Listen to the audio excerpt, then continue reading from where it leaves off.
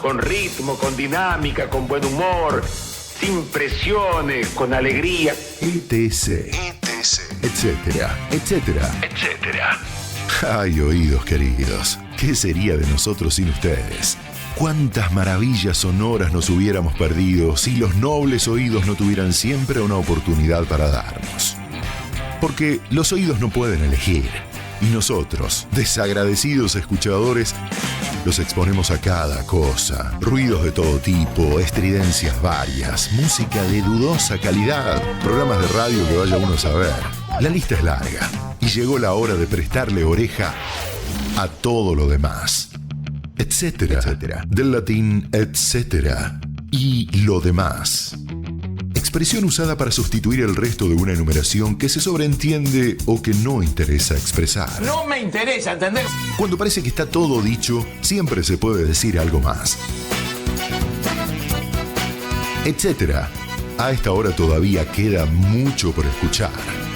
Información, música, humor, ocurrencias, entrevistas, comentarios, etcétera. Más humor. Locuras, en fin, etcétera.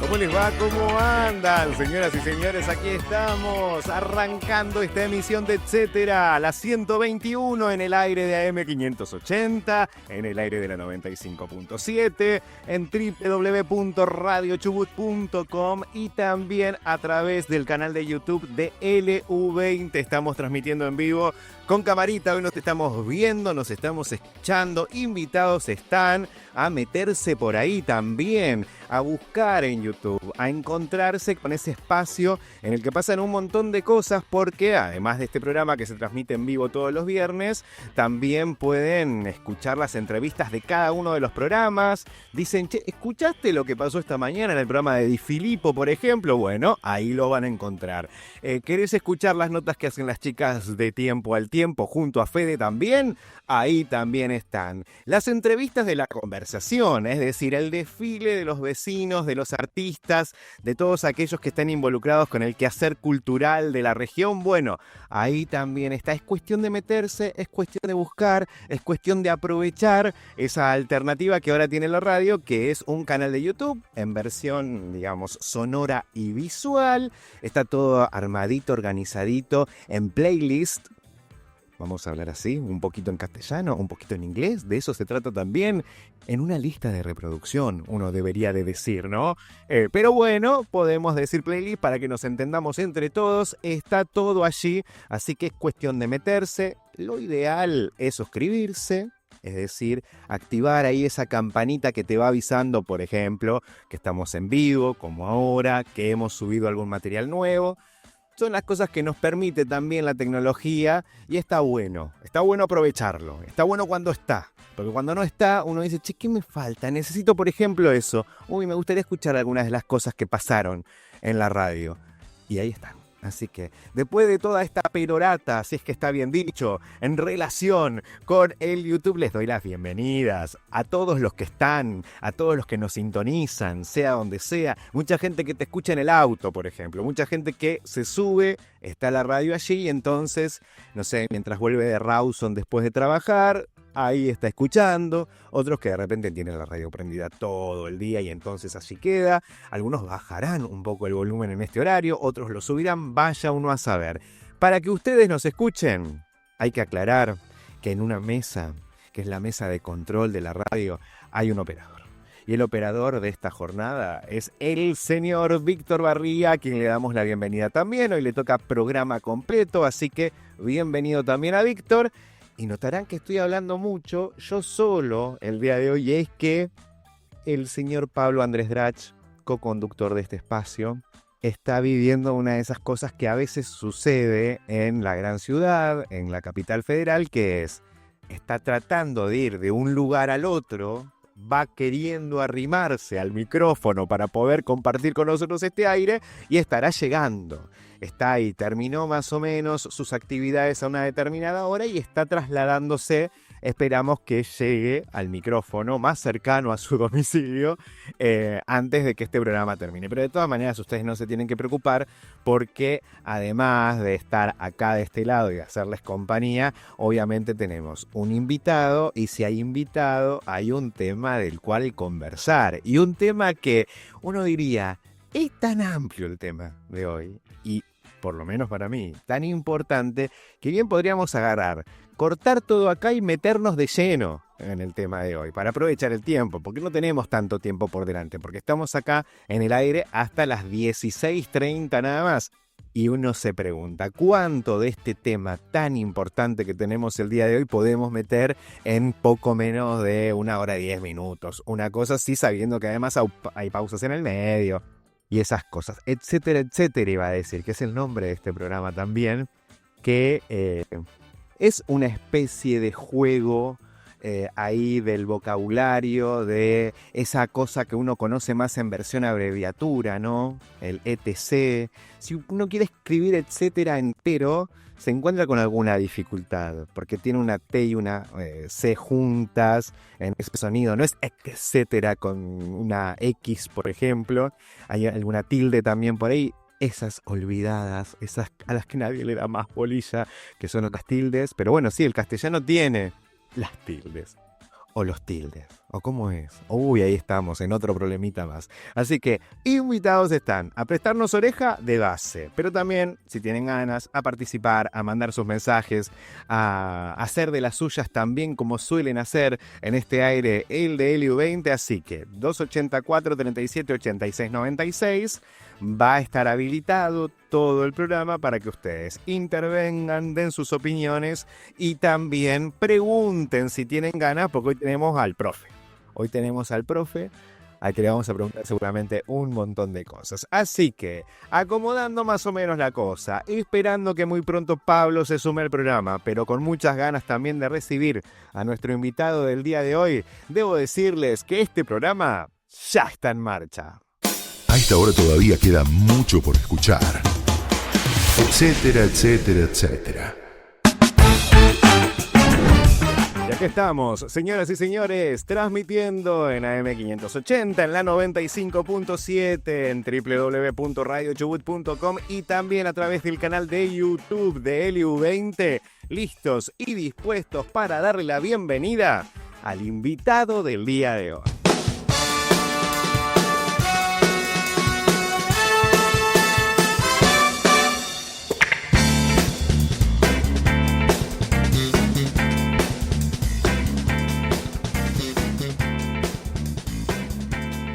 Ahí lo estaban viendo, parecía una especie de profesor X, pero de los lápices, los útiles escolares, las palabras también. Para los que nos están siguiendo a través de YouTube, a Pablo lo dejamos tipo estampita. Lo tenemos ahí de cuerpo presente más o menos, porque no está con nosotros, pero se lo puede ver en una versión estática. Pero ahí, al costadito de Pablo, lo tienen al profesor, vamos a decirlo como corresponde, porque profe, como si lo tuviéramos acá en el aula, más o menos, al profesor Damián Frankovich, que es profesor en letras, diplomado en gramática de la lengua española, formador de formadores también en el Instituto 801, que es el Instituto de Formación de los Docentes, ¿no? De aquellos que luego se van a desempeñar frente al aula.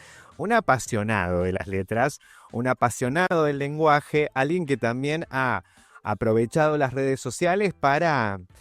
¿Qué se hace ahí? Dar clase, un poco polemizar. ¿Cómo estás, Damián? Hola, buenas tardes, Matías. Gracias por invitarme.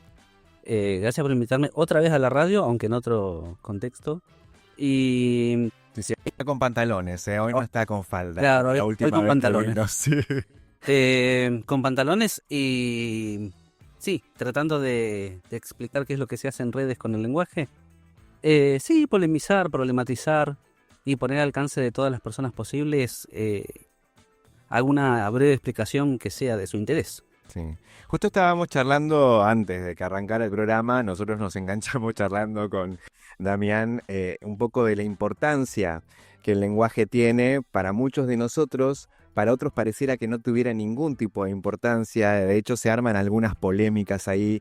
Hay momentos en los que parece que cómo escribimos, si usamos el género o no usamos el género correctamente, según quién, uno podría hacer entre paréntesis, se nos va la vida, ¿viste? Como que ahí se arman luchas enardecidas, pero lo que coincidíamos, o en lo que coincidíamos, es que estamos viviendo un tiempo en el que estamos permanentemente escribiendo y permanentemente leyendo, que no es algo que, por ejemplo, uno podría decir de los 80s y los 90s.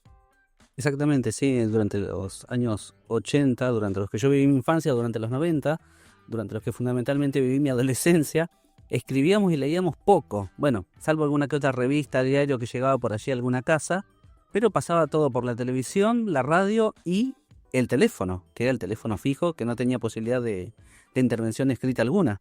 Hoy en día estamos escribiéndonos y escuchando y leyéndonos, bueno, escuchándonos también todo el tiempo. Y como decías vos hace un rato antes de empezar el programa, por más que exista la posibilidad de mandarle un audio, como suele decirse a alguien, gran parte de la comunicación a través de los medios, como WhatsApp, por ejemplo, es por escrito. Y en las redes sociales, que todas las personas conocemos y usamos al diario también. Las publicaciones son en muchos casos escritas, los comentarios son escritos, sí. Sí. Ahora, ¿somos del todo conscientes de qué tan presente está el lenguaje escrito en nuestras vidas? Porque en algún punto para algunos es algo que forma parte de la educación, de la institucionalización, digamos. Ahí uno se hace cargo de sujeto, predicado, conjugación de verbos y un poco más cómo hacer con, no sé, el uso de la B corta a la B larga. Se conoce como una ortografía. Pero después, en realidad, estamos rodeados de lenguaje escrito de palabras todo el tiempo, pero abandonamos, me parece, la conciencia de eso. No sé si hay algo de eso desde la parte más académica, entenderlo así. Creo que algo de eso hay, porque si bien todo el tiempo estamos escribiendo, leyendo, hablando y escuchando, aunque la escucha está, me parece, desde mi humilde punto de vista, un poco más afectada que las otras habilidades, más allá de eso, a veces no tenemos conciencia lingüística o no tenemos conciencia sobre el uso del lenguaje que hacemos en forma permanente, a diario, a toda hora, o del lenguaje que también está presente cuando pensamos, porque cuando pensamos, ¿qué es lo que escuchamos? Escuchamos esa vocecita en nuestra mente. También ¿no? palabras. Claro, también palabras. Hay gente que tiene memoria visual y que de hecho recuerda los textos ya con un grado de precisión tan grande, los textos escritos, quiero decir, que en su mente cuando recuerda algo, ve mentalmente lo que leyó, ve la hoja. Pero sí, en cierta forma creo que falta conciencia. De hecho, estamos hechos de lenguaje, estamos atravesados por el lenguaje, y bueno, sin lenguaje no habría posibilidad de pensamiento, ¿sí? Somos seres lingüísticos. Damián, ¿y se le está dando la importancia a las reglas de la escritura, digamos, en este momento que tanto escribimos o que tanto leemos? O simplemente, digamos, nos hacemos de una serie de herramientas digamos, buscando una especie de salvarnos, zafar, digamos, entendernos, como se dice, establecer algún tipo de comunicación y con eso alcanza. La idea de que mientras nos entendamos, está todo bien, si va con B larga, B corta, si lleva o no, si ponemos comas, no ponemos puntos, digamos, mientras nos entendamos, pareciera que estuviéramos un poco ahí, pero o hay una búsqueda incluso desde la docencia de decir, che, volvamos a enamorarnos de la ortografía o de la temida gramática. Hay posiciones encontradas al respecto, porque por un lado está la preocupación de ciertas personas por las convenciones ortográficas, y es una preocupación tan grande que creo que deviene a veces, o incurre a veces una suerte de fanatismo. Quienes se preocupan tanto por las normas ortográficas llegan a tomarlas como leyes divinas, sagradas e incuestionables. Claro. Entonces, ante un error de tipeo, bueno, se alarman demasiado. Y por otro lado están las personas que dicen, mientras vos lo entiendas, o me pasa con mis estudiantes que me dicen, bueno, pero yo lo entiendo, cuando les quiero hacer a veces alguna observación para que hagan una corrección, una revisión, un ajuste. Y Siempre hay que tener en cuenta el contexto, por supuesto, porque en el caso de la escuela secundaria, los chicos y las chicas tienden en general a ser un poco mañosos o mañosas con la revisión de las tareas, y no está mal que así sea. Están en una edad en la que las preocupaciones son otras, pero las prioridades son otras. Pasan la hora de lengua, pasan la hora de matemática o de cualquier otra asignatura. Sí, pero la preocupación está. Sí, de hecho yo soy muy puntilloso, creo, a la hora de revisar un texto, y por más que no tome a las normas ortográficas como leyes divinas, sagradas e incuestionables, sino como convenciones, acuerdos, yo les digo, sobre todo a mis a mis estudiantes, futuros profesores, futuras profesoras de lengua y literatura, tienen que conocer esas convenciones ortográficas, pero no para enamorarse de ellas, sino para tener un dominio sobre ellas. Claro. No para que las normas ortográficas los o las dominen, sino para que ellos y ellas dominen a esas reglas y puedan utilizarlas cuando el contexto lo exija. Por ejemplo, cuando tienen que escribir un ensayo en un ámbito académico. ¿Sí? Ahora, vos decías esto, ¿no? El espacio del aula entendido desde vos docente trabajando con futuros docentes.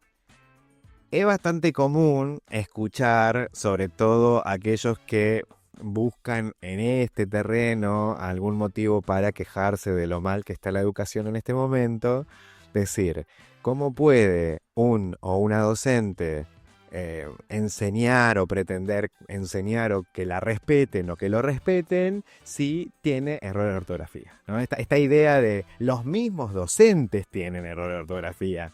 Entonces, si un pibe ve que el mismo docente tiene error de ortografía, menos le va a importar, digamos. A mí me parece de todas maneras que es una especie de estrategia para desdeñar la educación y peguémosle donde le encontremos en intersticio, ¿no? Pero, ¿qué te pasa a vos que estás frente al aula y con futuros docentes allí? Bueno, en el caso del Instituto de Formación Docente, donde estoy con futuras docentes, profesores, profesoras de lengua y literatura, me encuentro con dos extremos, una suerte de dos polos, ¿no? Por un lado, quienes dicen, bueno, yo vengo acá porque, entre otras cosas, creo que voy a aprender a escribir bien. Y cuando les pregunto a qué se refieren con eso de escribir bien, se refieren al conocimiento cabal, completo de las normas ortográficas que estén en boga en el momento. Y por otro lado, las personas que dicen, bueno, yo en realidad vengo por la literatura, porque me interesa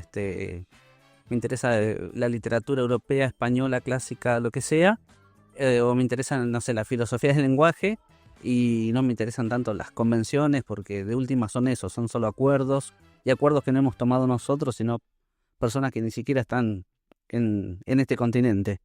Así que hay una polarización importante. Yo trato de mediar entre esas dos partes, ¿no? O sea, las normas ortográficas sí, son acuerdos, son convenciones, y están sujetas a cambios, revisiones en forma permanente. Cada tanto la Real Academia Española dice, bueno, hemos revisado la acentuación de la palabra solo y consideramos que, y formulan algún cambio. Pero por otro lado tampoco podemos incurrir en una suerte de anarquía, porque va a llegar un momento en que la comunicación va a ser bastante imposible. Pero igualmente esa es una situación por allí exagerada, porque siempre vamos a buscar la forma de volver a entendernos y reencauzar la comunicación, ya sea escrita o ya sea oral. No creo que nunca incurramos o lleguemos a un extremo tal de anarquía en el que no nos entendamos. Pero, ¿y qué pasa con los docentes, digamos? ¿Es una especie de saber que les es esquivo, lejano, terminan en una formación de secundaria muy floja que después cuando están queriéndose formar para ser docentes te encontrás con que hay cosas elementales y básicas que no manejan? Sí, hay cosas elementales que no se manejan, sí. Por ejemplo, no poner una tilde para distinguir llego de llegó. Obviamente que por contexto, en el escrito, yo me doy cuenta si quisieron poner llego o llegó. Pero igualmente yo lo remarco porque, insisto, como futuros o futuras profesores y profesoras de lengua y literatura, deben conocer la diferencia entre llego y llegó según la acentuación y todo eso. Sí. Deben conocer las normas de tildación, ¿sí? Pero habría un ranking, podés hacer un ranking de cuáles son las dificultades más evidentes. Ahí ya metamos a todos, no solamente los futuros y futuras docentes, sino a todos los escribientes, por llamarlo de alguna manera, que lees en las redes, te mandarán mensajes, o que te encontrás por ahí, ¿no? Creo que si tuviese que armar un ranking, en los primeros puestos estarían en los primeros puestos de fallas, vamos a decirle, ortográficas. Estaría la ausencia de tildes, Sí. estaría lo que se llama mayusculismo, que es la obsesión por ponerle mayúsculas a palabras que por convención no le corresponden, pero que la persona considera que son importantes en el texto y tiende a ponerlas con mayúsculas. O sea, de una postura gramatical, normativa, conservadora, diríamos, está mal. No sé, esta palabra, no sé, vamos a decir cualquier Me palabra. siento feliz, y a ese feliz ponerle feliz una con mayúscula. mayúscula. Bueno, por convención se espera que no tenga mayúscula porque es un adjetivo. Claro. Pero hay gente que le pone mayúscula porque quiere de algún modo intensificar el valor de esa palabra. Pero eso estaría bien en todo caso. ¿O no? Ahí está, ¿ves? Entonces, desde la gramática normativa, nos paramos ahí, decimos, no, está mal porque es un adjetivo, los adjetivos no llevan mayúscula. Pero, si desde una mirada más democrática, más moderna, más amplia, más inclusiva, decimos, esta persona está poniendo una mayúscula por algo nos está queriendo decir. Y en los textos académicos también pasa. Pero ¿y cómo distinguís si eso está puesto así porque quiso enfatizar o se equivocó? Y es bastante difícil en ese caso. Si conozco a la persona, bueno, y veo que siempre escribe los adjetivos con mayúscula o a la palabra que considera importante con mayúscula, sé que hay una convención que está desconociendo. Sí. Y no hay ningún problema, es cuestión de explicárselo y ya. Ahora bien, si esa persona está estudiando el profesorado en lengua y literatura, me va a escuchar. Ahora, si es alguien que yo leí en redes, probablemente no. No, probablemente nada. Puede que me escuche o que me lea y que diga, es verdad, tenés razón, o, mira, no lo sabía, o que diga, ¿y qué me importa? Claro. Si yo estoy feliz y le escribí así, la gente me entendió. Sí. Mis amigos me entendieron, mi familia me entendió. Está. Pero vos bien lo entendí. Ahora, describías un poco esta situación, ¿no? Vos sos de esos que frente al error no te podés contener y te metes ahí y haces el comentario. No, puedo contenerme. Pero depende siempre del contexto. Depende del contexto. Sí. Porque hay personas que se aferran a eso, pero con la excusa de poder descalificar a la otra persona. Bueno, ¿ves? A mí me pasa un poco esto, yo voy a reconocerlo, cuando, chequeando así comentarios en redes y lo que sea, veo un comentario, por ejemplo, muy agresivo. Sí, Y ese comentario agresivo tiene errores de ortografía y de puntuación, me dan ganas de decirle, che, antes de ponerte a bardear, primero aprendí a escribir. Sí, esa es la típica. te sale esa cosa, ¿no? Cuando entramos en ese terreno de la violencia escrita, que debería ser una categoría en estos tiempos de redes, ¿no? Porque hay mucha gente que solamente escribe barbaridades, después enfrente no las dice, pero sí las escribe, que es otra forma de decirlas, ¿no? Sí, la impunidad que dan las redes sociales, sí. Y además queda ahí. Entonces, si vas a escribir un agravio, escribilo con B corta el agravio, qué sé yo, no metas cualquier Claro. cosa. Y te da una bronca. No, yo de todas maneras me guardo, no es que voy y me pongo ahí a comentar. Pero siempre que comento o siempre que algo que voy a hacer en redes va a quedar publicado, leo, reviso, chequeo y muchas veces verás que en mis publicaciones dice editado. ¿Por qué? Porque no me gustó dónde estaba una coma. A ver, yo no me puedo poner de ejemplo porque yo escribo, me dedico a esto, pero estaría bueno que, así como dicen por allí, pensantes de hablar, también podríamos decir revisantes de publicar, ¿no? Sí, seguramente. Revisantes de publicar. Claro, antes de hacer el post. Sí, yo también. En mis WhatsApp, la gente va a notar, si lee un WhatsApp mío, que están los mensajes mayoritariamente editados. Pongo, no sé, buenas tardes Matías, me olvidé la coma entre buenas tardes y Matías, y edito y pongo la coma. Porque quiero que se adecue, o que se adecue, como más les gusta a ustedes, a esa convención, que Sí. marca que la coma separa al vocativo del... Ay, cómo me gusta el Vocativo. vocativo. El vocativo es una cosa que nadie respeta. Me encanta el vocativo. A ver, explíquenos, profe, ¿qué es el vocativo? El vocativo, dicho así de manera muy simple, es la palabra que usamos para referirnos a la otra A persona. ese otro. Puede ser el nombre, como en tu caso Matías. Hola Matías, Matías es el Se vocativo. hace negro. Claro, Entre exactamente. haces y negro va una coma Ahí va. vocativo. O viste que hay gente que dice, ay, Ami, no sé qué, hola Ami. Bueno, Bueno. Ami sería el vocativo. Y hay un vocativo un poco más complejo que es coma coma. Si yo vengo hablando, doy una definición, nombro a esa persona y sigo hablando, a eso iría entre dos comas, ahí tenemos el vocativo también. Claro, que no no sé. comas. Depende también en qué circunstancias se tiene que usar, porque no sé, a veces corremos el riesgo. Ese era un error bastante común cuando se hablaba más de sintaxis, que era cuando en las oraciones dividíamos el sujeto del predicado con una coma en el medio. Bueno, ese es un error recurrente de mis estudiantes. Ah, bien. Yo les digo, los primeros días de clase les digo, las convenciones ortográficas son eso, convenciones, acuerdos. No hay que juzgar a nadie por cómo escribe. Pero cuando me empiezan a entregar los escritos, empiezo a marcarles que no pongan la coma entre el sujeto y el verbo. Ya. Claro. Y lo hago porque lo tienen que saber y lo van a tener que enseñar. Y otra porque se espera que en un contexto académico, formal, etcétera, se adecuen a las convenciones en boga. Bien. Pero no pierdo los estribos con facilidad en redes por faltas ortográficas, sino más bien por el contenido en sí del mensaje. Está. Por ejemplo, ante un contenido donde hace un comentario racista, homofóbico, xenofóbico, lo que sea, por allí me centro más en el contenido que en cómo está escrito. Porque además estaría haciendo como una suerte de uso de mis de mi privilegio. Yo hice un profesorado en letras, tengo familiaridad con las convenciones de escritura, entonces agarrarme de eso para descalificar a la otra persona sería caer un poco bajo de mi parte. Claro, ahí estábamos en uno de los elementos, ¿no?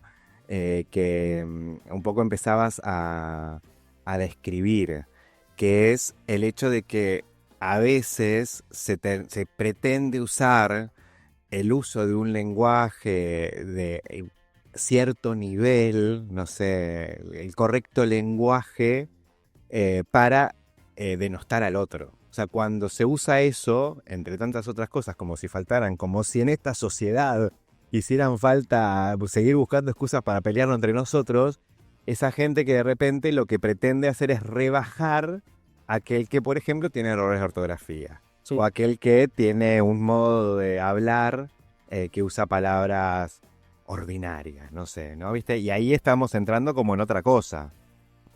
Sí, ahí estamos entrando en otra cosa. Hay gente, por ejemplo, que se exaspera mucho por los préstamos, o sea, las palabras que tomamos de otras lenguas, como vos hace un rato dijiste playlist, dijiste cómo deberíamos decir, lista de reproducción. Bueno, hay gente que pierde los estribos cuando otra persona usa préstamos. Recuerdo cuando Capusotto estuvo en Trelew el año pasado, dijo que él perdía mucho los estribos ante los préstamos. Le decían, bueno, creo que le decían, vamos a make-up. Y él dice, pero ¿por qué make-up si tenés una palabra en castellano para eso? Bueno, hay gente que pierde los estribos ante los préstamos, por ejemplo. Yo lo que siempre trato de explicarle a mis estudiantes del profesorado es que una cosa es lo que a mí como hablante me guste o no me guste. Yo no soy de decir, de no usar algunos préstamos que habitualmente otras personas utilizan, pero no salgo a juzgar a la gente por el uso de esos préstamos. ¿Me explico? Sí. Entonces trato de separar al que es hablante del que es hablante y además profesor. Y trato de que tomen conciencia sobre esas cuestiones. Fíjate que no es lo mismo la toma de conciencia lingüística para alguien que está estudiando un profesorado en lengua y literatura, un profesorado en letras en la universidad, que alguien que simplemente utiliza el lenguaje para comunicarse, porque sin lenguaje no hay comunicación, no hay vida, no hay pensamiento. Sí. Así que hay que tener también en cuenta Pero esa... pasa, y pasa más de lo que creemos, Sí, ¿no? sí. Es muy común, de hecho. Es muy común. A mí me ha pasado en redes sociales que he publicado, no sé, cualquier cosa, no importa que un video, o he compartido una nota de algún medio, o he tirado una opinión sobre algo que experimenté, que viví en la semana, y he tenido contactos en Facebook, por ejemplo, que me han dicho, ¿por qué escribís con la X? Porque, por ejemplo, en vez de escribir, no sé, niños o niños y niñas, pongo una X antes de la S, después de la ñ. Como si estuviera escribiendo niñez. Como si estuviese escribiendo niñas, pero sin escribir niñas tampoco, porque Sin no es usar niña. la E. Claro. Y me han dicho, ¿está escrito en inglés? O me han querido, ¿cómo se dice? Entonces, Claro, sí, me han querido chicanear. Ah, pero en la escuela también escribís así, o cuando das clases también escribís así, y se pierde de vista aquello sobre lo que yo quiero formular alguna opinión por poner énfasis en cuestiones que yo pensaba que iban a ser secundarias. Pero a veces la X que puse en una palabra, la X que usé como vocal, digamos, como comodín, se transforma en motivo de discusión debajo de la publicación, y el motivo central de la publicación, o lo que yo consideré que era el motivo central, se pierde por completo. Sí, sí, sí. Ahí es donde aparecen las personas con ese purismo lingüístico que es un poco exasperante, ¿no? Claro, pero aparte, ¿quién está en condiciones de ocupar un lugar de purismo lingüístico? O sea, ¿a quién estás? Digamos, ¿de quién te podés quejar? El que esté libre de pecado que arroje la primera piedra, dice el dicho.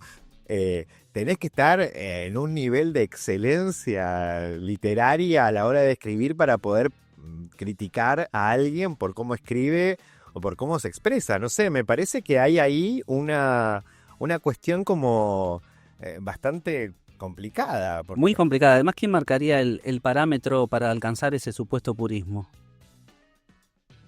Claro. Quien se adecue más a las convenciones en boga sería el que estaría más cerca de la perfección. Sí, y después es el desconocimiento de que el lenguaje es una cosa en constante evolución. Es decir, no hablamos ni escribimos como se hablaba y se escribía a principios de siglo, ni siquiera como se hablaba o se escribía hace 50 años, Exactamente. ni como se hablaba o se escribe hace 5. Porque en realidad eso es materia viva. Estamos hablando de la comunicación humana. Lo único permanente en una lengua es el cambio, siempre. Cambios de significados, cambios en la estructura de la formación de palabras. Hay cuestiones de fondo que permanecen, que son bastante difíciles de modificar. Como ocurre, por ejemplo, con la estructura de las oraciones, que son más o menos las mismas hace muchísimo tiempo. Pero hay palabras que van apareciendo, hay palabras que se van perdiendo, hay palabras que adquieren significados que antes no tenían, se incorporan préstamos, pero a la vez esos préstamos se castellanizan. Incorporamos Google y a partir de Google creamos el verbo googlear en castellano, que no lo teníamos. ¿Y cómo le escribimos a googlear? ¿Con U? Yo lo escribo con doble O por influencia de Google, justamente. Ajá. Pero no hay una... Si yo pusiera googlear con la U. con U, ¿estaría bien? Y no se podría decir si está bien o está mal. Ahí sí entraría el hacerte entender. Porque yo estoy seguro que si consultamos a la RAE tampoco va a tener una respuesta, digamos, certera. Sí. Pero estoy seguro, ¿sí?, de que va a recomendar que en caso de ser necesario escribirlo, se lo escriba con U. Pero la RAE tiende a castellanizar todo en forma extrema. Claro. Recomiendan pronunciar, por ejemplo, jersey. Ajá. Por ejemplo, por decir un ejemplo entre muchísimos. Sí. Y justo no es una palabra tan, en este momento, digamos, tan masiva. No, en Argentina nadie dice jersey, creo. Bueno, pero de última, jersey o jersey, diríamos. Jersey, ¿no? Sí. Como esto, digamos, castellanizar al extremo vendría siendo como a un nombre de una ciudad que es New York y se llama New York porque en su lenguaje original el nombre de la ciudad está puesto en inglés, decirle Nueva York. Digamos, claro, sí, sí. Un poco, digamos, como para dar un ejemplo de esta castellanización. Algunos de los mensajes que nos llegan a través del chat en vivo, hay Ale Bear o Beer, no sé cómo será, porque tiene 2 E y está, uy, me voy a tener que cuidar de todo ahora, estamos con el profe y estamos hablando de esto. Espero entenderlo porque el uso de mayúsculas y minúsculas está un poco complicado, a veces me encuentro con esta dificultad. Está todo escrito en minúscula, dice, el lenguaje inclusive, dice con E, es lo más exclusivo y supremacista. Es conflictuar, dice. Hay reglas escritas y de costumbre, ilícitas en todo ámbito. Después cada uno hace lo que quiere en su ámbito privado. Implícitas y explícitas, dice por acá. El lenguaje se desarrolla, es dinámico, pero en base a su uso, no mediante la imposición ideológica. ¿Se metió Ale? ¿Con el lenguaje inclusivo? Sí, arrancó por ahí. Bien. Es un lenguaje que califica como el más exclusivo y supremacista. Desarrolle, diría uno en un examen. En un ¿no? examen, sí. ¿Qué entiende por supremacista? Pero de todas maneras, lo que sí aparece es esta idea de que en todo caso el dinamismo del lenguaje debe responder a su uso y no a la imposición ideológica, dice por acá. Bien, sí. De hecho, cualquier tipo de imposición es condenable, por supuesto. Lo que pasa con el lenguaje inclusivo es, con el fenómeno comúnmente llamado lenguaje inclusivo, porque tiene otros nombres también, es muy interesante, muy apasionante. Las personas que habitualmente utilizan lenguaje inclusivo, hasta donde yo he notado, no tratan de imponérselo a nadie. Yo he tenido estudiantes que se presentan como personas no binarias, que no se encuadran en un género. Entonces yo no me puedo dirigir a esa persona como alumno o alumna, por usar esa palabra, sino como alumne, o buscar otra forma, o decir estudiante, para evitar cualquier suerte de estigma o de herida de susceptibilidad en esa persona, y tengo que respetar eso. Entonces, no sé dónde entraría ahí lo supremacista y lo excluyente, porque al contrario estaría dándole visibilidad a esa persona que me está pidiendo que no la encuadre en los típicos masculino y femenino. Así que más que excluyente o supremacista es, como indica ese nombre popular, inclusivo justamente. Y en su vida privada y en su vida pública, cada persona por supuesto que puede, y así lo hace, hablar como pueda y como quiera y como pueda. Porque a veces las opciones que tenemos son pocas y dentro de lo que conocemos optamos. Hay personas que conocen más, tienen un léxico más nutrido, más rico y tienen más posibilidades de elegir. Bueno, nosotros o nosotres, no sé, como profes, tenemos la responsabilidad de abrir la posibilidad de optar a nuestras estudiantes. No reducirle las posibilidades. Entonces, si tengo un alumno, tengo una alumna y también tengo a una persona que me dice, bueno, a mí yo soy una persona no binaria, prefiero que me digas alumne. Bueno, le diré alumne por respeto a esa persona y no alumno ni alumna. Claro. Sabes que esto me hizo acordar mucho porque hay quienes, y no es esto ningún tipo de exclusividad, esto se viene pensando hace mucho y en realidad uno adhiere a esa idea, que es esta, que el lenguaje construye mundo. Digamos, aquello que no nombramos se invisibiliza, y en la manera en que nombramos y definimos algunas cosas también está en la posibilidad de reconocerle su valor, ¿no? Aquello que se nombra, aquello que consigue una palabra que lo nombra, no por nada nombramos, nos nombran, nos eligen el nombre, ¿no? Hay toda una cuestión allí. Y justo estoy laburando en un taller de teatro en el que una de las compañeras está laburando con un monólogo que 14 de diciembre, para aquellos que están escuchando, en el Rayo Verde va a estar la muestra de estos monólogos, es el taller de avanzados de teatro.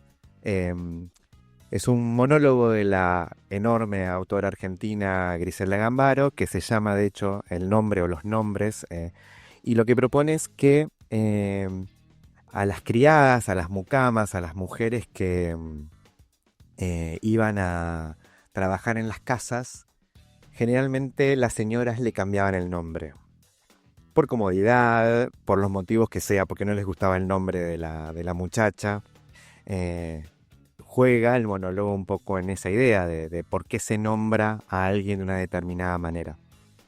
Y en ese acto de arrebatarle a una persona su nombre e imponerle otro, solo porque quien te paga el sueldo necesita cambiártelo porque no le gusta o porque le es más cómodo llamarte como se llamaba la empleada que estaba antes que vos vinieras, me parece que es un acto de una enorme violencia. Es decir, Extremadamente violento, sí. Si una persona elige, prefiere, desea y necesita ser nombrado de una determinada manera porque eso representa su identidad, negarle esa posibilidad solamente porque eso no responde a las pulcras reglas de la ortografía y la gramática, me parece como violento. Eso me parece que va justamente. Y vos decís, y estamos hablando del lenguaje nada más. Y eso sí es Decidir excluyente. sentir. Eso sí es excluyente. Pero volviendo al comentario sobre el lenguaje inclusivo, y bueno, aunque está todo vinculado a lo que estamos diciendo, negarle a una persona la posibilidad de tener entidad lingüística creo que es excluyente. Ahora, darle la posibilidad de que tenga entidad lingüística no me parece para nada, ¿cómo fue que dijo la persona? Supremacista o exclusivo. Supremacista, exclusivo. Todo lo contrario. Hay una apertura enorme allí. Obviamente que si alguien trata de imponernos que hablemos de determinada manera, ya sea obligándonos a usar, por ejemplo, el lenguaje inclusivo o prohibiéndonos que lo usemos, en cualquiera de los dos casos estamos siendo violentados o violentades, no sé. Sí. Partiendo de una idea de libertad, Claro. que siempre está otra palabra que es tan polémica. Otra palabra que está en una resignificación, un momento de ¿Viste? Con resignificación mayúscula, importantísimo. ¿viste? ¿Cómo la escribimos? Ale, que sigue charlando con nosotros a través del chat en vivo, define, cuando dice exclusivo, se refiere al querer diferenciarse como idea, digamos, algo que se quiere diferenciar del resto, no quiere ser comunitario, sino que quiere ser diferente, así está usando el adjetivo exclusivo. Además, dice focalizar en lo superficial, dice, y además nombrar es apropiar, otra de las ideas, jugando un poco con esto de nombrar, y después dice libertad de elegir. El tema es que con las mejores intenciones se le da paso a la dupla opresor-oprimido, víctima-victimario, conflictuar, modificar valores. Bueno, sí, le estamos reconociendo todos estos méritos o desméritos al lenguaje. Sí. El lenguaje hace estas cosas. Sí, desde siempre. Y en cualquier idioma. También hay una tendencia a querer descalificar a las personas que usan el lenguaje inclusivo, asociándolas con determinadas simpatías partidistas y cuestiones por el estilo. A mí me causa mucha gracia cuando asocian, por ejemplo, lenguaje inclusivo con X partido político. Si usa el lenguaje inclusivo, seguro que es de adepto o adepta a tal partido político. Pero el lenguaje inclusivo no es un fenómeno exclusivo de Argentina, tampoco es un fenómeno exclusivo de la lengua española. No. Se dan casos en otras lenguas. De hecho, el pronombre they en inglés en singular para hacer alusión a personas no binarias fue elegida como palabra del año en 2016. Sí. O sea, no es... Hay mucho estigma detrás. Y eso que el inglés ya está a salvo, por ejemplo, en el que los adjetivos y muchas otras cosas no tienen género. Claro, Sí. exactamente. Vos podés decir she, he, y el adjetivo va a venir sin definición de género. Ya de por sí, pero de todas maneras está el uso del they. Hoy, este programa de hoy, mira, Pablo se va y nos podemos recontra académicos. Estamos hablando en un nivel de intelectualidad, o estamos en la minucia, digamos, del lenguaje. Sí. Pero cierto es que, por ejemplo, en el inglés tienen resuelto ese tema y aún así, en la definición del artículo, digamos, en la definición del género por el artículo, está el no binario, que es el they, como bien nos dice Damián, Como pronombre. cuando se usa como pronombre, en este caso, cuando es en singular. Si no, el they en plural es ellos. Claro. El they que es ellos, ellas, también. O ellos, Claro. última. El they en singular sería el equivalente a nuestro tan polémico elle. Ese. Claro. Que es más difícil. Igual te digo, todo bien con el inclusivo. Hay cosas que son difíciles de decir. Sí. Que quizás es una cuestión de costumbre. Es una cuestión de costumbre, además, creo que no hay nadie que tenga el español o castellano como lengua materna que lo haya internalizado escuchando ya el lenguaje inclusivo desde el útero materno. Es una incorporación posterior. También se ataca mucho el lenguaje inclusivo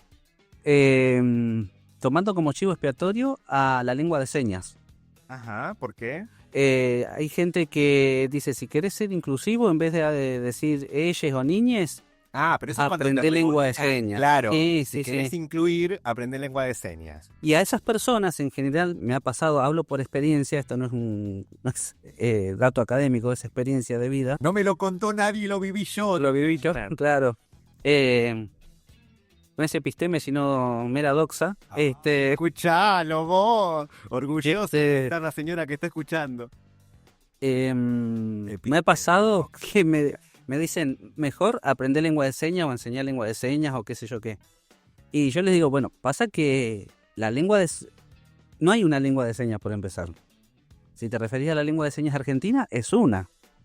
Pero tenés lengua de señas uruguaya, bueno, hay una cantidad de lenguas de señas, porque son justamente como el español, el italiano, el francés, el mapuzungún, el alemán, son distintas lenguas, distintos códigos de representación, con una sintaxis propia, una morfología propia.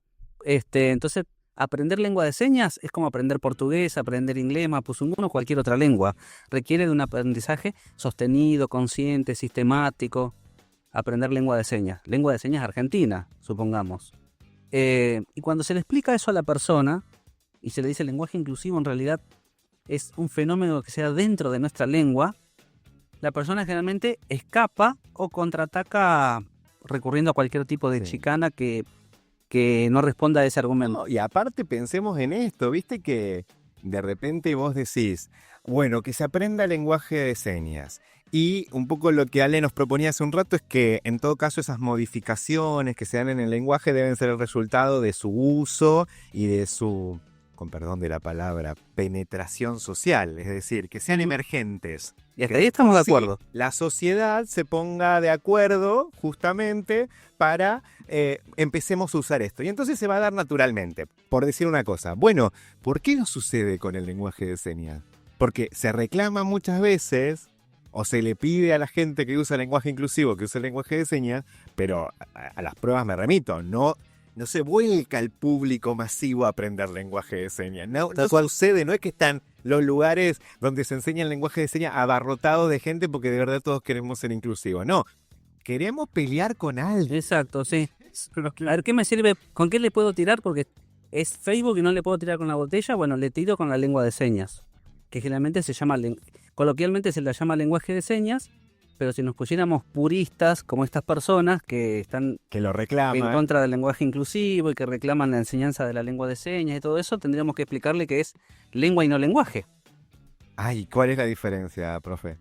Bueno, más allá de las posturas teóricas con las que te puedas encontrar, de manera así un tanto general, superficial, elemental, lenguaje es esa capacidad humana de desarrollar una lengua.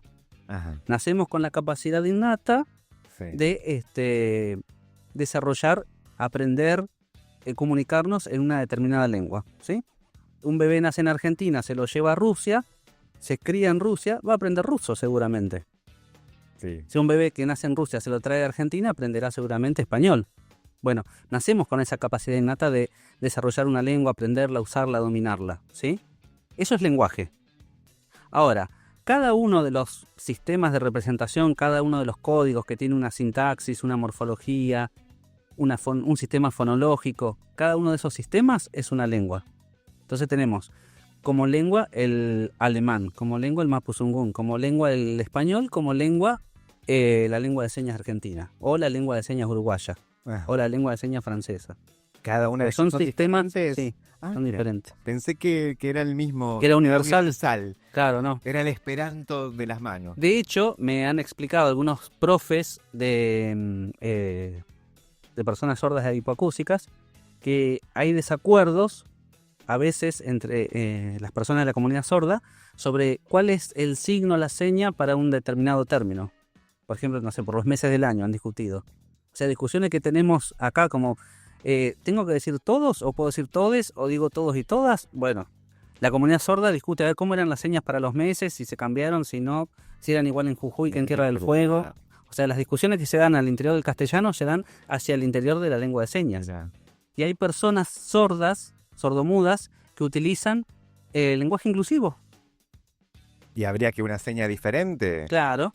¿Sí? Y he leído posteos de personas sordas que dicen no nos usen como excusa para atacar el lenguaje inclusivo, porque yo soy sordo y utilizo la lengua de señas. Está muy bien. Utilizo la lengua de señas y utilizo el lenguaje inclusivo. Inclusivo, pero con la seña. Estamos con el profesor Damián Frankovich, profesor en letras. Fíjate para dónde fue. Igual le agradecemos y además esperemos que esté ahí atenta o atenta. No sé, se hace llamar Ale, entonces no sé si es Alejandro o Alejandra. ¿Qué problema? No sé cómo. Viste, me puso difícil a propósito, sí. Sí, pero está ahí a full en nuestro chat en vivo de Alejandra, YouTube, así que si ustedes se quieren sumar, se meten por allí.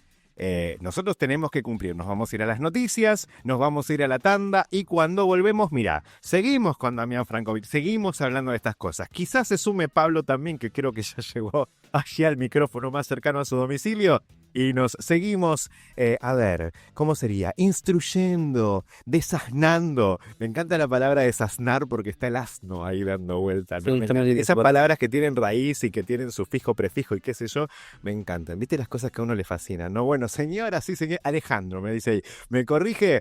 Nos encontramos después de la pausa y seguimos con etcétera. No, me encantó. Totalmente. Lo que no se dice puede ser lo más importante. Siempre hablando por eso. Cansar de hablar de lo tuyo. Tal cual. Sí, claro. Etcétera. Todo lo demás.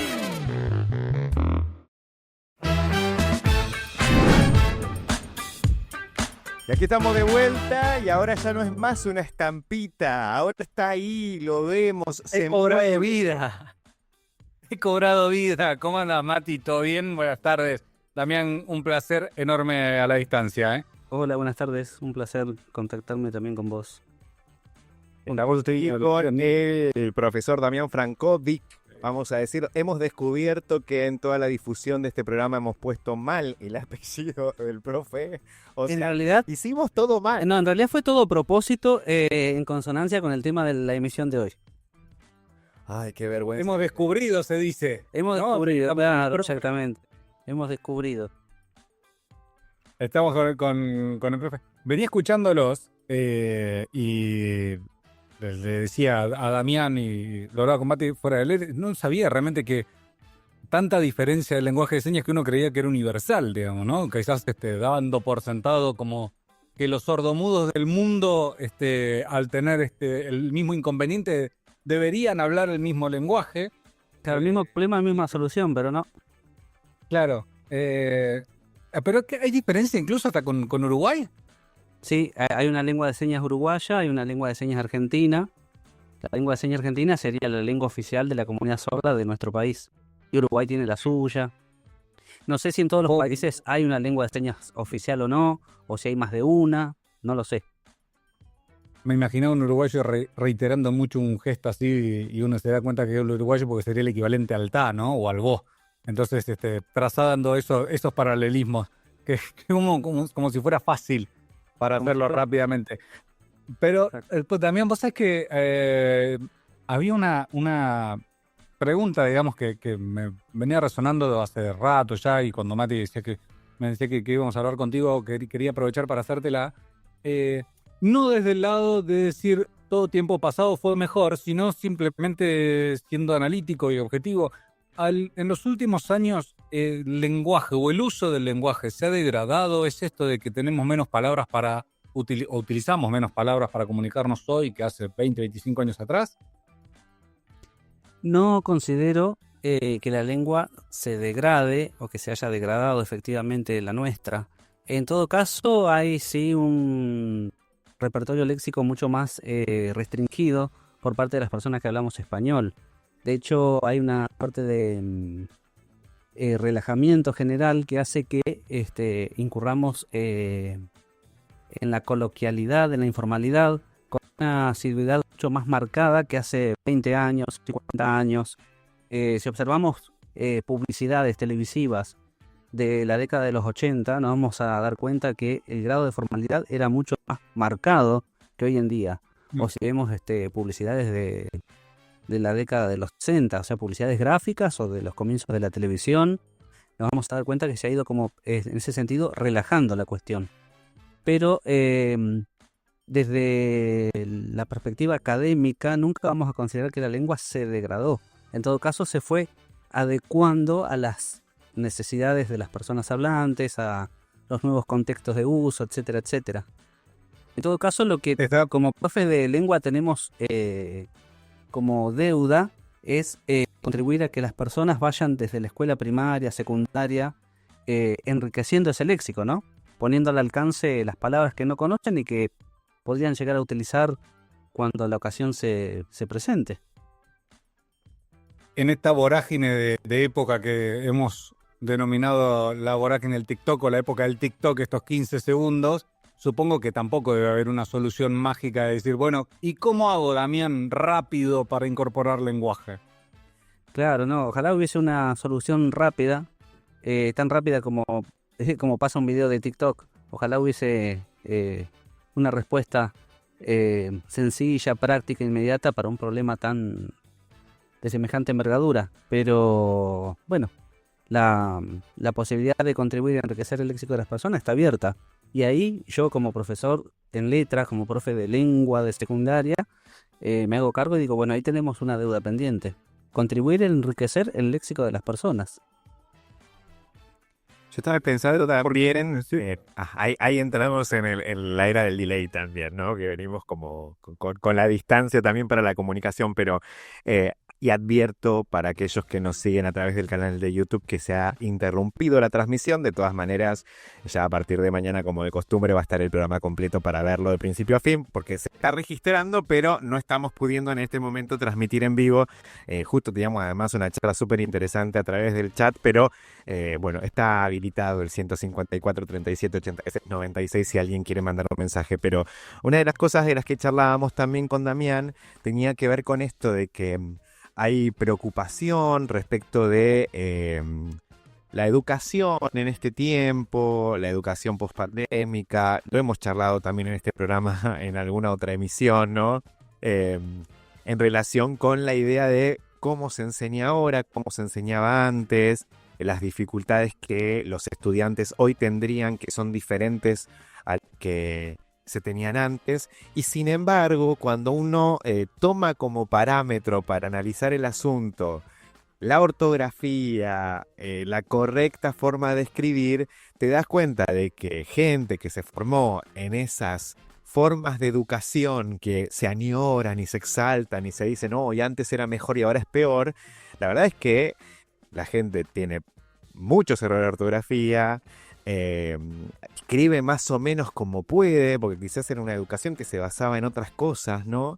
¿Qué claves hay, Damián, para poder mejorar nuestra forma de escribir? Muchos dicen leer, que la mejor manera de mejorar la forma de escribir, la ortografía y tantas otras cosas es leer. En la medida que estemos más nutridos de palabras, las vamos a tener a mano. Pero ¿qué otras formas tenemos para mejorar? Escribir.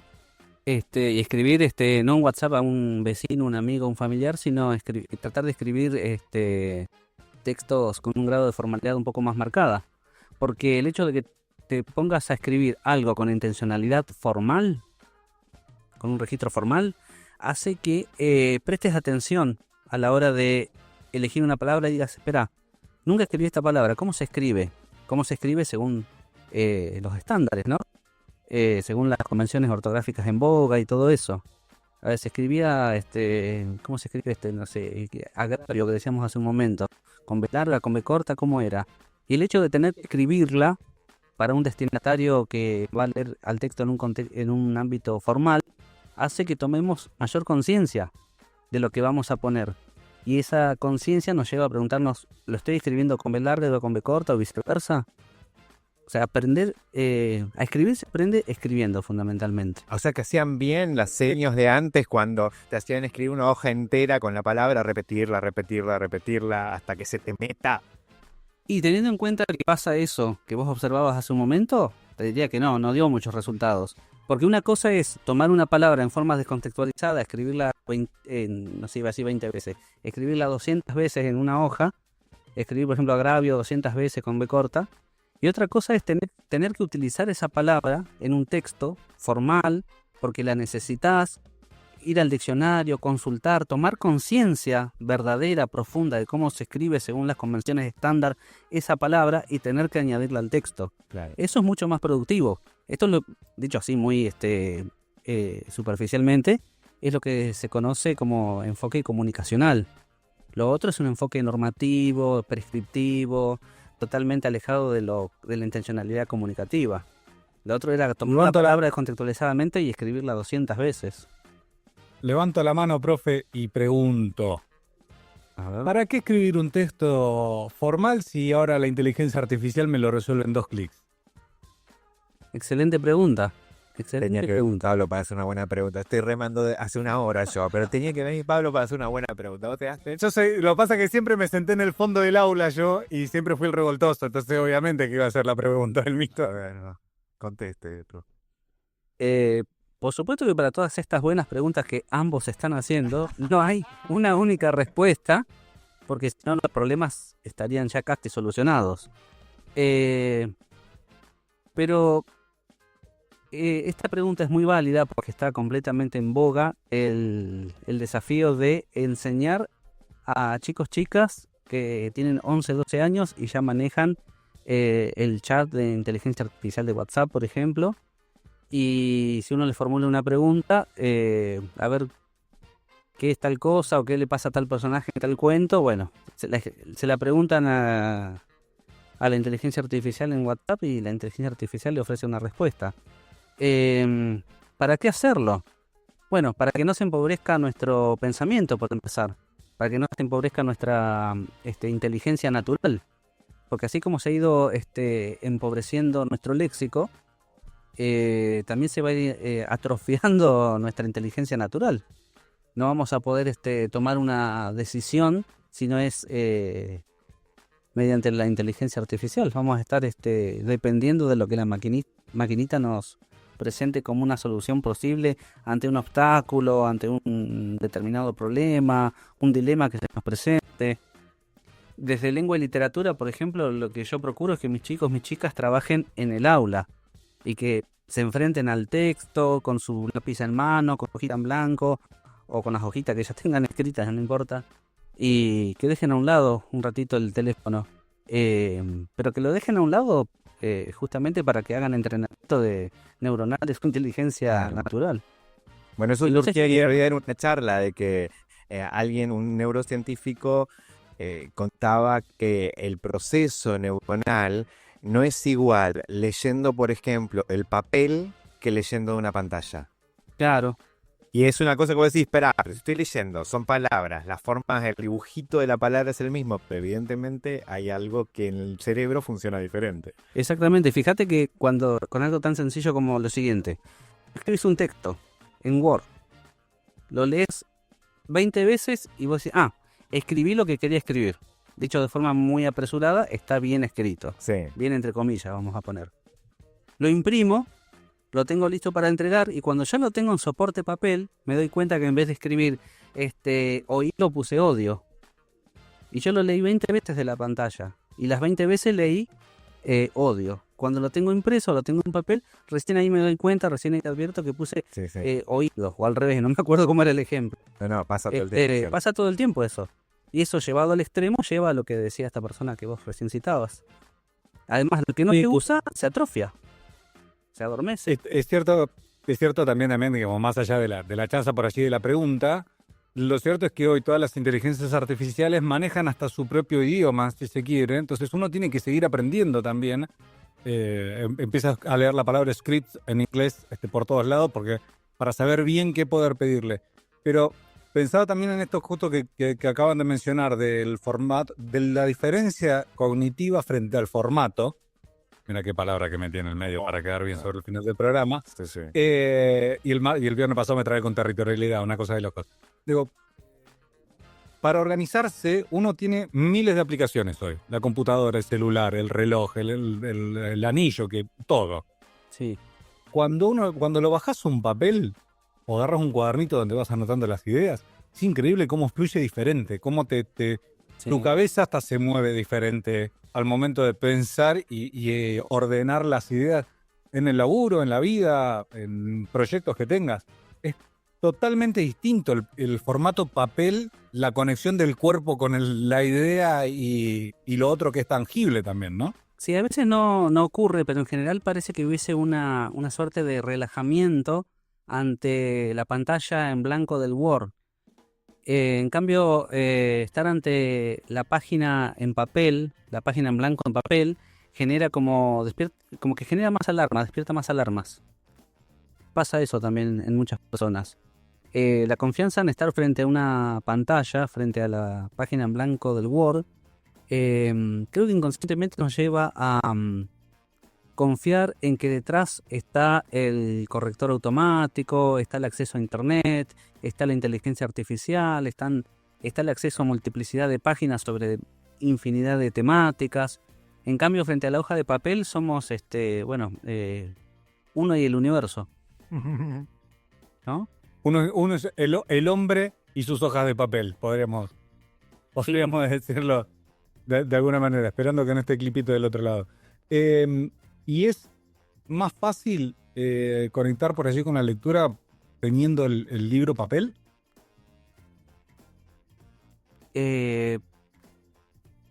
No sé, creo que depende de cada experiencia. Yo particularmente prefiero tener el libro en soporte papel, pero cuando voy al aula a dar clases muchas veces estamos leyendo el Mago de Oz y llevo el Mago de Oz en el teléfono celular. Y mis estudiantes, muchas lo tienen también en el teléfono celular y se manejan sin problemas con el texto allí. Pero no sé si es una cuestión de nostalgia por el papel o si es otra cosa. Yo lo que no quiero es tener nostalgia por el lenguaje y por la escritura. Esa sensación o esta cosa que uno a veces siente que a mí es el único que me importa. Si una palabra tiene o no tiene tilde. A mí es el único que me importa que una palabra que va con B larga esté escrita con B corta. Que no se separe el sujeto y el predicado con una coma. Que no de lo mismo escribir secretaria que secretaría. En ese lugar donde, bueno, pero qué pesados. Igual lo entendés. Si se entiende. Fíjate en la que entraste. Y vos te quedás como, ¿qué soy? Una especie de paria de la ortografía, qué sé yo. Eso me parece que, yo creo que como tantas cosas que nos conforman como comunidad, la convención no entendida como regla dogmática y como regla represiva, que una convención como algo que construimos entre todos y que creo que merece la pena defenderlo. Desde ese lugar me planto y digo, che, qué bueno sería que nos volvamos a enamorar de esto de escribir, ¿no? Y de escribir bien usando esas reglas para que el lenguaje muestre toda su belleza, toda su potencia, toda su capacidad. Me parece que por ahí va la cosa. Sí. En gran parte coincido, porque tomando conciencia lingüística, no perdiendo de vista que son convenciones, que son acuerdos, que están sujetos a revisión, podemos revalorarlos, revitalizarlos y hacerlos nuestros. No estar pendiente de la norma, sino tomar la norma, la convención, el acuerdo en boga y hacerlo nuestro y utilizarlo para nuestros fines comunicativos de la manera más clara y exitosa posible. De hecho, uno de los objetivos de quienes enseñamos lengua en la escuela secundaria es que el chico o la chica se desenvuelva de la manera más fluida posible, tanto en forma escrita como oral, en diversos contextos. Sí. Y para eso, entre otras cosas, tiene que tomar conciencia lingüística. Y bueno, para tomar conciencia lingüística, entre otras cosas, tiene que prestar oído o a las convenciones, a las convenciones ortográficas. El profesor Damián Frankovic, a quien lo tengo que cortar abruptamente porque miro el reloj, son 16:29, es decir, tenemos el mensajero rural sonándonos en la nuca. Pablo Drach, este ratito. Matías García, un placer total. Nuevamente el agradecimiento a Damián por compartir con nosotros esta tarde. Bueno, nosotros nos reencontramos en 7 días. Con ya casi los últimos programas de la temporada. Gracias Víctor Barría, que estuvo en los controles y estará ahí temiendo que pisemos el mensajero. Gracias Damián de nuevo, y a todos les decimos, como solemos decirles en este rato, que cuando parece que está todo dicho, siempre se puede decir algo más. Yo me quedo con los En el pollos. marco de la ausencia de Patricio. A esta hora, tus oídos están listos para escuchar lo que otros quieren abreviar. Etcétera. Siempre se puede decir algo más.